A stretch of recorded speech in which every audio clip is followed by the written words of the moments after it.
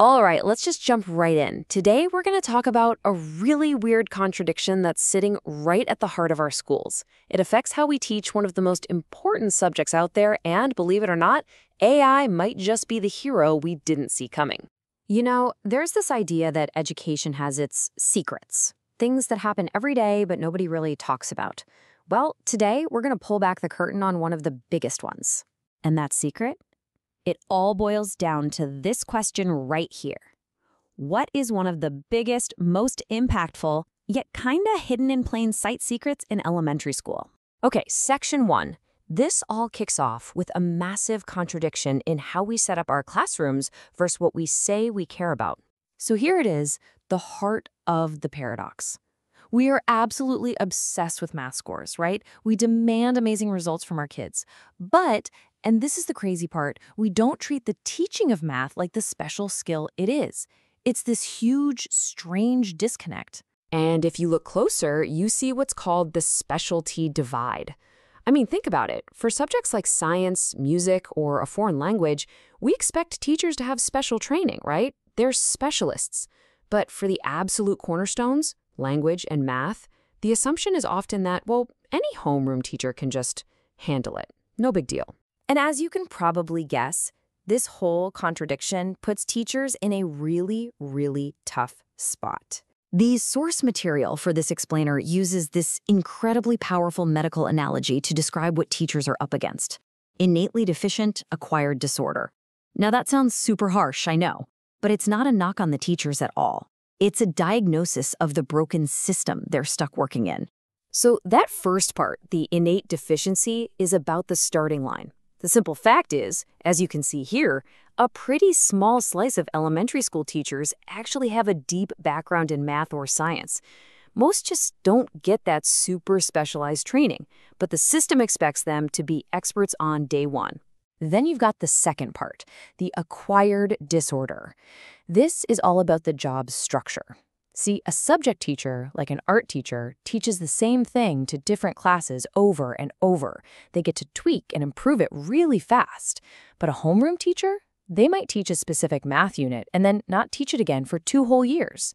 There's almost no feedback loop. It's like you're doing it for the first time every time. How can you get better that way? So, if that's the problem, what's the solution? What are we actually aiming for here? Well, the professional gold standard is something called PCK. PCK. It stands for Pedagogical Content Knowledge. And this is so important. It's not just about knowing a bunch of math. It's the specialized craft of teaching math. It's knowing how to build that bridge between the numbers and a student's brain. It's anticipating where they'll get stuck. It is the real sign of a pro. Okay, so what does great PCK actually look like in a classroom?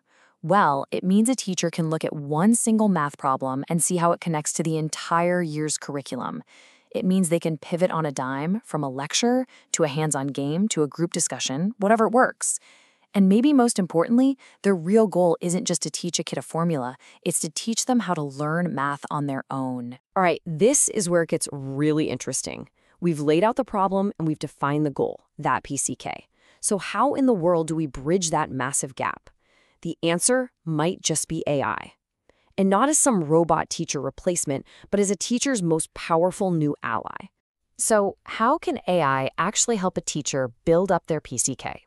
Well, we can think of it as playing 3 really distinct roles. It's not just one tool. It's like a partner that can be an advisor, a mirror, and a teaching assistant. First up, the advisor.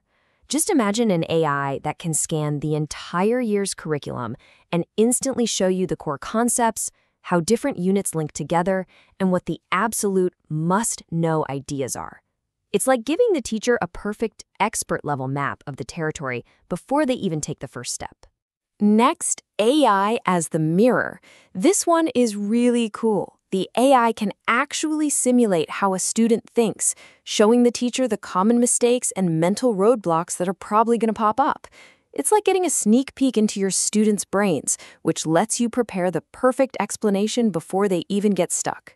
And third, the AI as the ultimate never-gets-tired teaching assistant. This is all about the day-to-day grind. The AI can help generate creative lesson plans, come up with fun activities, and even create different sets of practice problems for students who are at different levels. This is a total game changer that frees up so much of a teacher's time. Okay, so you've got an advisor, a mirror, and an assistant all powered by AI. What does tomorrow's math class actually feel like? Let's walk through a day. Before class, the teacher gets this complete analysis of the lesson, key points, potential hurdles, everything. Then, during the lesson, maybe they get a quiet little prompt on their screen that says, "Hey, one student looks stuck. Maybe try this hands-on activity." And after class, the AI helps put together feedback for students and a summary for the teacher. The key here is that the teacher is always in the driver's seat. They're just supercharged with support. And all of this leads to this new formula. And yeah, it's a mouthful. EMIPCK. But what it really means is simple. It's taking elementary mathematics, boosting it with artificial intelligence, all for the purpose of building a teacher's pedagogical content knowledge. It's a model where tech serves teaching, and not the other way around. So why do all this? Why build this whole new system? Well, the answer completely changes how we think about helping kids who are falling behind. But let's just ask, what's the end game here? Is this really just about using cool new gadgets, or is there something much more fundamental at stake when it comes to learning? And this right here is the whole point. The single most effective way to help a struggling student is to make the lesson itself so good that they never struggle in the first place. The best remediation is an amazing first-time lesson.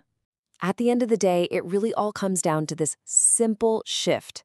If we say we value math, we have to start valuing the professional art of teaching it, not just the final score on a test. Because when we empower our teachers, we empower our students. And honestly, that might be the most important lesson we could ever learn.